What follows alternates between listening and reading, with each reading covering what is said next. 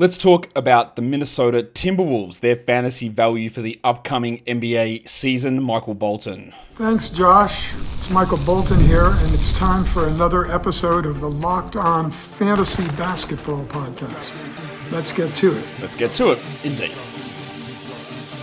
You are Locked On Fantasy, your daily NBA fantasy podcast.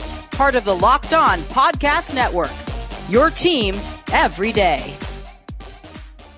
Hello and welcome to the Locked On Fantasy Basketball Podcast, brought to you by Basketball Monster. My name is Josh Lloyd, and you can find me under my adult content alter ego, Phil E. Buster. I'm also mainly the lead fantasy analyst at basketballmonster.com, and thank you for making Locked On Fantasy Basketball your first listen every day. We are free. We are available on all platforms. Locked On Fantasy Basketball Bowl. Drafts are rolling. There is a new category league bowl out there, 120 teams. I think 20 of those have been snapped up already. So is Linktree/LOFB Bowl. If you are international and you're paying by PayPal, there has been some PayPal transition or transaction issues on Fantrax.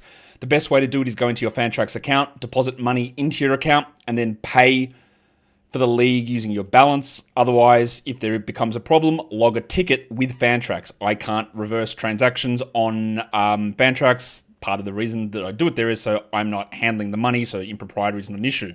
So if there's an issue with it, you contact Fantrax and they will sort you out there. Link in the description, QR on the screen. We're talking Minnesota Timberwolves. Heat yesterday, Bucks today, Wolves today.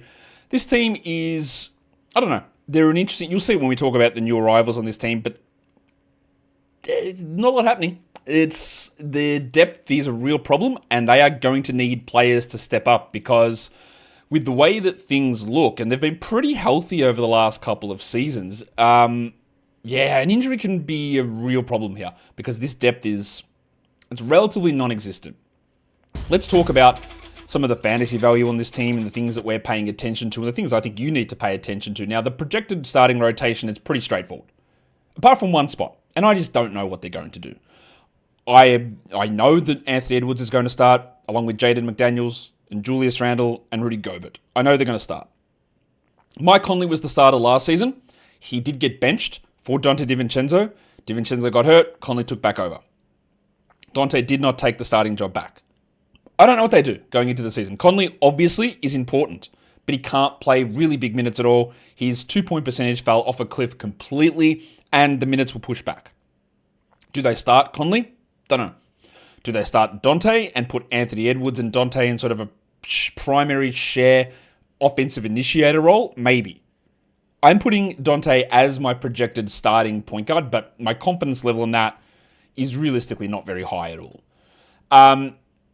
So Edwards, McDaniels, Randle, Gobert, I think it's relatively straightforward that that's going to be that group of players. The rotation, you're going to have Mike Conley, and you have Naz Reid. And then we get to where we have questions, because the next three guys weren't part of the rotation last season. I think Terrence Shannon Jr. is going to be the guy who's mainly there to fill Nickeil Alexander-Walker's role. I think he's going to be in no matter what. I think there is a chance that Rob Dillingham is in the rotation, but also maybe they don't need him if Conley and DiVincenzo are handling the point guard role. And then what happens at backup center? Is it Johan Beringer? I guess so. Like, when I talk about the depth, there's 7 unbelievably good players who could be starters on a lot of teams. But after that, like, if it's not Shannon, Dillingham, and Beringer in those final 3 spots, like it's Jalen Clark, or the big stiffy Bones Highland, or washed-up legend Joe Ingles, or Johnny Juzang, who's not even on a regular contract, only an Exhibit 10, or two-way Tristan Newton, or Enrique Freeman, or my man Leonard Miller. That's not good, right? So maybe it is Clark that's in over Beringer, maybe it's Clark that's in over Dillingham, I don't know. But that depth it's terrible. You lose Jaden McDaniels and Shannon will probably start. You lose Randle and Reid will start, but that means that it's Beringer who's the backup. Like, the bloody depth here it's bad. What that can mean is if injuries strike, we are going to get a lot of randoms off this Timberwolves team step up into roles for a week, 2 weeks, 3 weeks, 6 weeks, I don't know. And in deeper leagues and best balls and draft and stashes, holding one of these guys whose pathway to minutes is not particularly impeded could be interesting. Because again, this depth is horrific. Conley and Reid, very good. Very good 6th and 7th men. And then Shannon, you feel like he will establish himself as the 8th. But Dillingham, Boranger, Clark, Highland, Freeman, Miller, Ingles, Newton, Zakarski, Zhuzhang. Bloody hell. That's not good. So what are the projection questions for this team? The number one thing and the obvious thing is who is starting at point guard? Is it Donte? Is it Mike Conley? Because I don't really know what the other major sort of question is here. Irrespective of if Conley starts or not, we are not drafting him in 10 or 12 team formats. That's not happening. DiVincenzo is draftable irrespective, but if we do hear that Donte, the big ragu, gets the starting spot, we're way more interested. And we go much higher on him in that particular scenario. I expect that Terrence Shannon is straight in for Nickeil Alexander-Walker. Doesn't even have an ADP on Yahoo at the moment. Shannon, his rank is outside the top 450. His ADP is outside the top 600 on Fantrax. And I'm not here to tell you that Terrence Shannon's a guy that we need to draft or anything along those lines for most leagues. But if you're in 20s, 18s, 16s, deepers, draft and stashes, he's going to get an opportunity. If Edwards if McDaniels is out, or even if Randall is out, because they can slide McDaniels up, he might play 30 minutes. Part of the issue with him, and he has worked his way into being a good shooter, Terrence Shannon, shot 36 from 3 last season as a rookie, is that outside of the scoring, rebounds and assists aren't really his thing. 3-point volume's not really his thing. He can be an okay steals guy. I'm not sure how he's contributing in multiple areas. He is incredibly old for a second-year player, 25 years of age. But those 11 minutes, they should easily double this season, easily. The next question on the projections here is, like I said, and that initial team sort of look, is Johan Berenger a raw rookie? Is he going to play immediately? Now, I would think that they are a prime candidate, the Wolves, to only use a 9-man rotation, not a 10-man. Reid gets the backup 4 and 5 minutes and Boranger doesn't play. But any time that Randall, Gobert, or Reid is out, he's going to have to, because the other option is Rocco Zakarski. Or it's Leonard Miller, who I like a lot, or it's small ball, who's the guy that I'm just completely, Enrique Freeman, two-way guy. The options are not particularly good. I don't think Boranger is ready. I think they'll sort of mix him in here and there, but yeah, we could be in some trouble in terms of if you have to rely upon him as an option for you. Last season, we finally got good numbers at times from old mate Jaden McDaniels. The usage did go up, but that was tied into those little bits and pieces of games where someone was out. Donte was out or Randall was out, and then we'd see a spike. But overall, he was a 16 usage guy. He's also the same age as Terrence Shannon, by the way, Jaden McDaniels. He averaged 12 and 6 with 1.3 steals and a block on 48 and 1.2 threes. Not a particularly strong fantasy option. He did play every game. He was 114th in points and 100 in category leagues. That's fine to draft, but is there, when we look at Jaden McDaniels, what more is there? What does he do more, and how does that come about? While we can bemoan their lack of depth, the lack of depth is not a lack of usage, because Dillingham and Shannon will be usage guys off the bench. Reid's a huge usage guy. So, Randall, I keep calling him Randall. Randall McDaniel, old Vikings legend. That's what I keep saying. That's what I keep thinking. Jaden McDaniels sort of sits there with his 30 minutes, 31 minutes, although those minutes came down when people got healthy. And I don't really know what he does that's all that different here, outside of some sort of injury that really impacts this team. So he's one of these guys at that 100, 110 spot that you draft and you go, whatever. I couldn't be less excited about this pick. Do I go higher on that? He's ranked 124 on ESPN, Jaden. I think that's really good. I'm happy with taking him there. He's at 105 on Yahoo, but is there upside on this? I don't know. Because those numbers you see on the screen for Jaden are built on the back of that mid-season stretch of being top 60 because Randall was out. And that's probably what it requires. And there's one of the other things is the depth is a real problem. And Dillingham may not be up to it. And Berger might not be ready. I would hope that my man Lennon Miller is able to step into a larger role. But if he does, he's still going to be the fourth big man, which is not particularly enticing. You'd need a couple of guys to go down. This is not that different to how it was last season. It's not like they lost big front court depth. Reid was that guy. So I don't think this is this huge bump for Naz Reid. It's the same stuff for Naz Reid, I'm guessing. But they're still in a situation where Josh Minot was the other guy they lost, who, again, they just didn't play every night. So it's not like there's this huge opening for Reid to do more or Berger to step in.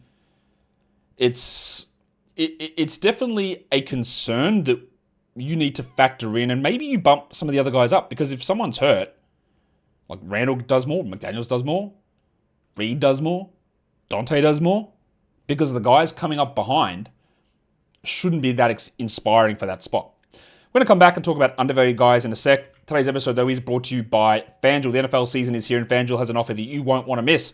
Right now, new customers can bet just $5, and if you win, you get $300 in bonus bets. That's right. You pick a bet, you put down $5, and if it hits, you'll unlock $300 in bonus bets to use right across the app. So what are you waiting for? You can go to FanDuel. You can bet on so many different things, all the player props, the spreads, the parlays, same-game parlays, live betting, totals, futures, win totals, NBA Championship, NFL Super Bowl. It's all there over on FanDuel. So get started at FanDuel.com. Download the FanDuel app today. Get started, place that first $5 bet, and win yourself $300 in bonus bets. And don't forget to gamble responsibly. All right, we are talking Minnesota Timberwolves for the upcoming season and their fantasy appeal, their fantasy value. We've talked about some of the questions that I have on the projections. Let's look at some undervalued guys. And honestly, given some of the stability on this team, there's just not a lot that's popping up. But I will stick with this one. Last season, I was very much anti-Donte DiVincenzo. I thought he was going too high. There were people that thought he was coming in, playing 34 minutes a night. He was taking over because of his form with the Knicks. And I said, hey, let's settle that down a little bit. I think that was a correct take. And now I think that the market has gone the other direction. He is ranked, Donte, at the moment, for this upcoming season. He sits at 127 ADP on Yahoo, 170 on Fantrax ADP, which is bonkers. His ESPN ADP is 140, actually crazy, and his points league rank is 130 for ESPN. But yeah, mixed in there, he's got an ESPN category rank of 75, which is also crazy. Around 100, I like Donte DiVincenzo. So you can get him at value on Fantrax. You can get him some value on Yahoo. You can get him ESPN points with some value. But if you're looking at his ESPN category rank of 75, that's not value. So it's all about the twos and the throws. And look, there's a 70 spot difference between his ESPN ADP and his ESPN category rank. So that doesn't tell you anything.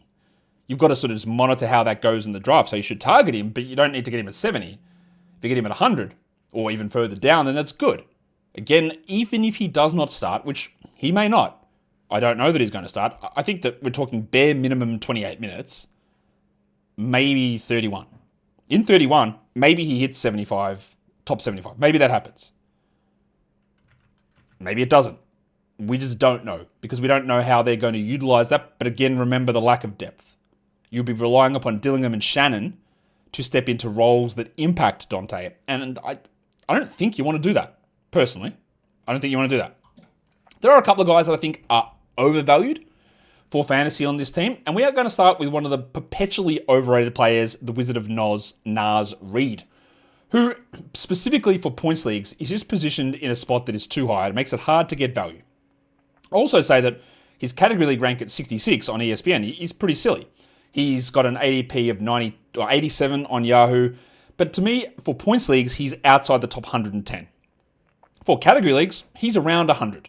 Now, again, when you're talking about Reid, which is very similar to Bobby Portis, he's a better player than Bobby Portis.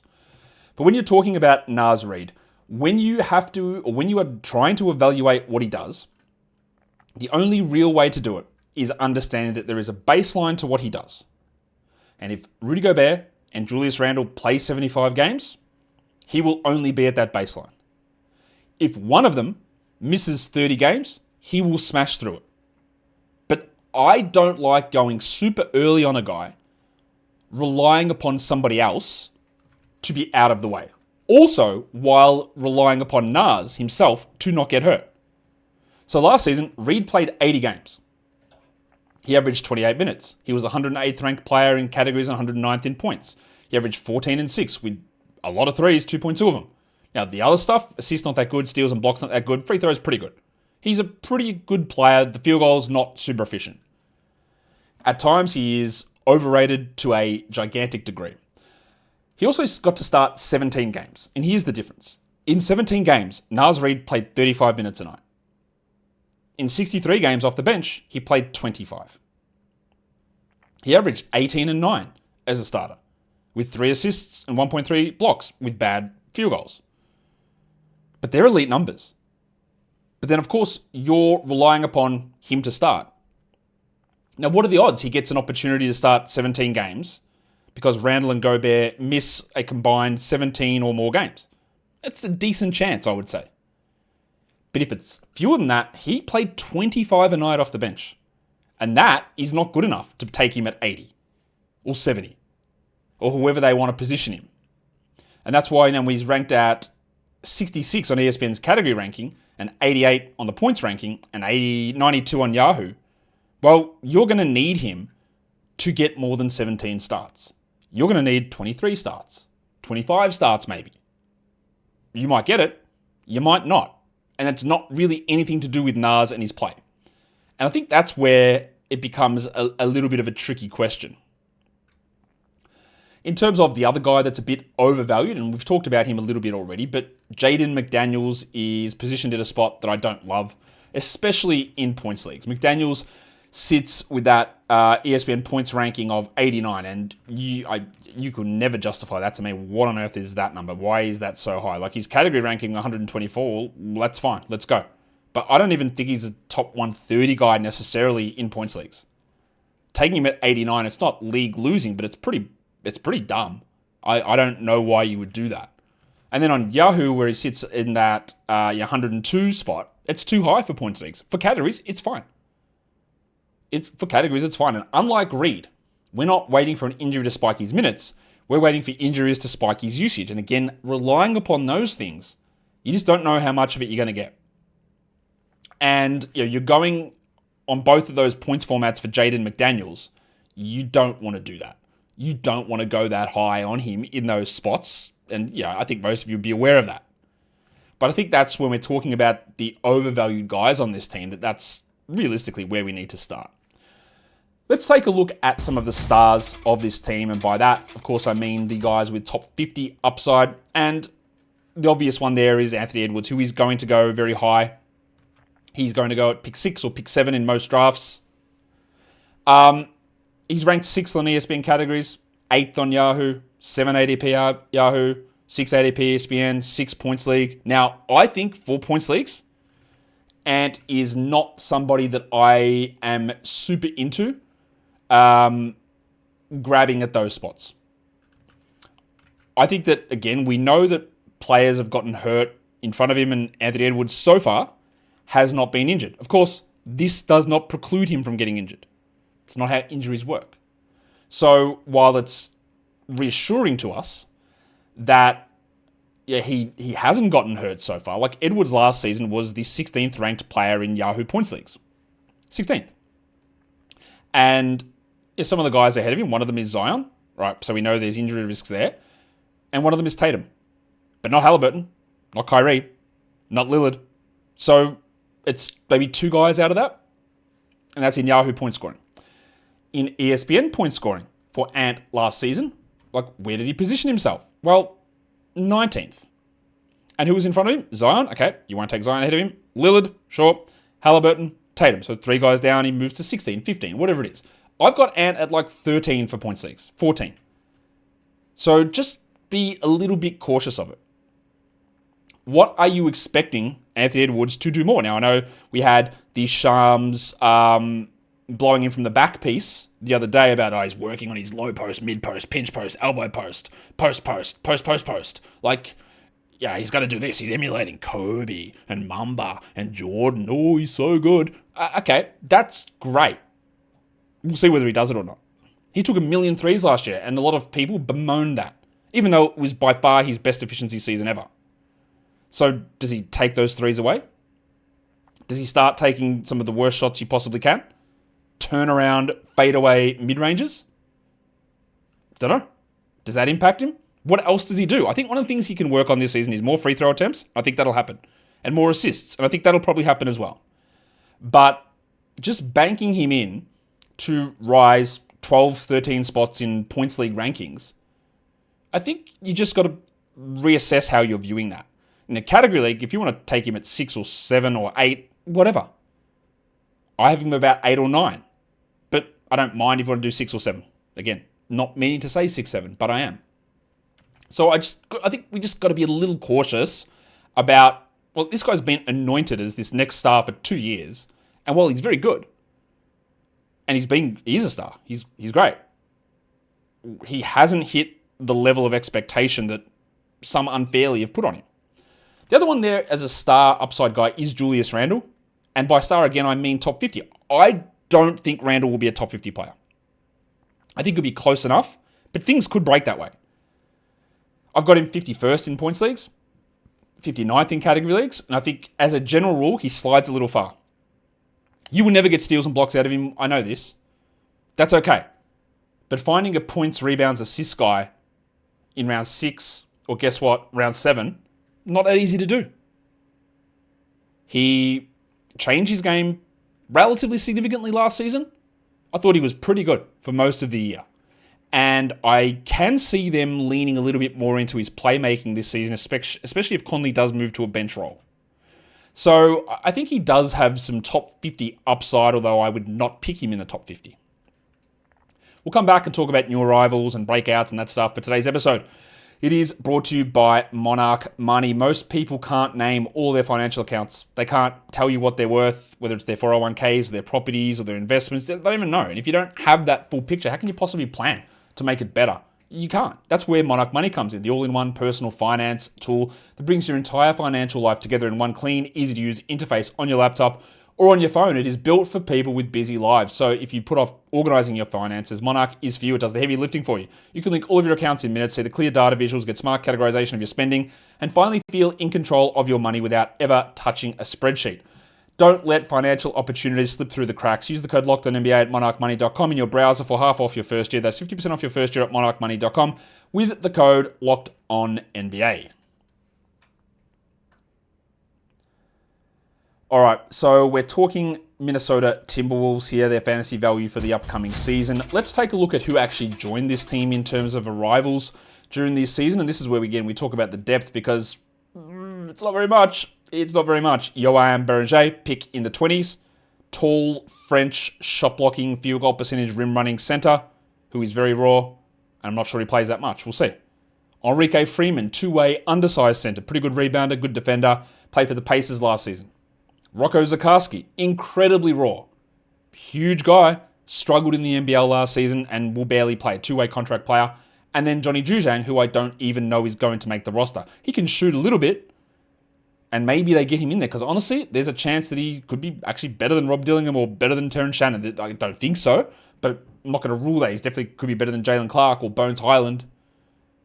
But I don't even know that he's going to make the roster, John Juzang. But who cares overall for these 4 guys arriving? They lost Nickeil Alexander-Walker, a huge part of their rotation. So overall, the team is worse. And that's where that depth concern does come in.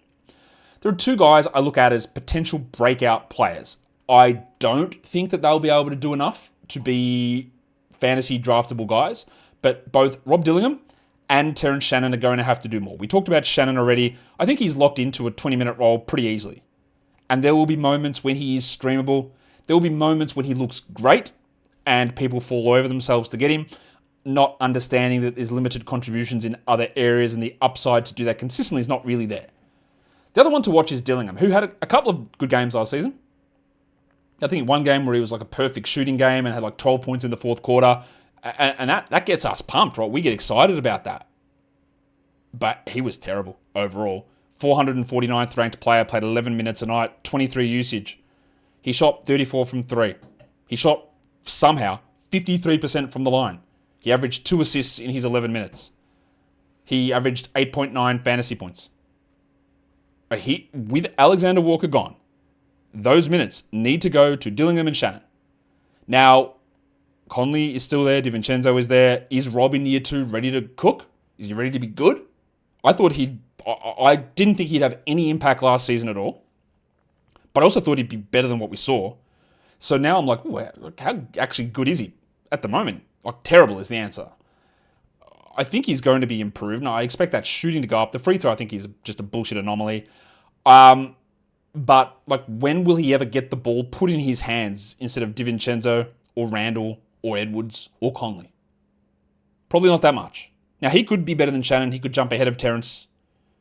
And one of these guys could just take the full load of Nickeil Alexander-Walker's minutes and play 26 a night and be the guy that steps up anytime somebody is out. I think Shannon is more likely to do it because he's in a spot where he's more flexible position-wise. He can play the 2 and the 3, whereas Dillingham has to play the 1. But then again, if DiVincenzo's playing the 1, he just slides across. I guess you can do that. But we're coming off a baseline of Rob and Terrence of doing not much. Again, Terrence way better as a rookie. He's also 5 years older and probably got the leg up to be that guy ahead of him at this point. But they're probably those 2 guys, I think. But also, this team is relatively stable in terms of what the rotation looks like and where opportunities can potentially come from. We're talking deeper league stuff, stash stuff. In terms of injuries on this team at the moment, there's nothing to talk about, so that's a W. But like I said, if something hits on this squad, we are going to run into some problems. There is an interesting discussion on the schedule. They've got 13 back-to-backs, who cares? Lowest number in the league, whatever. But they have a 2-game playoff week. And that is of the week of March 23rd. Now, if you use my recommended playoff schedule, that is after the league is finished. So don't worry about that. The question's going to be if you're using either Yahoo's default or you're splitting the difference between my recommended schedule and Yahoo's one. Is that 2-game week is either in championship week, if you split the difference, or it's in semi-final week.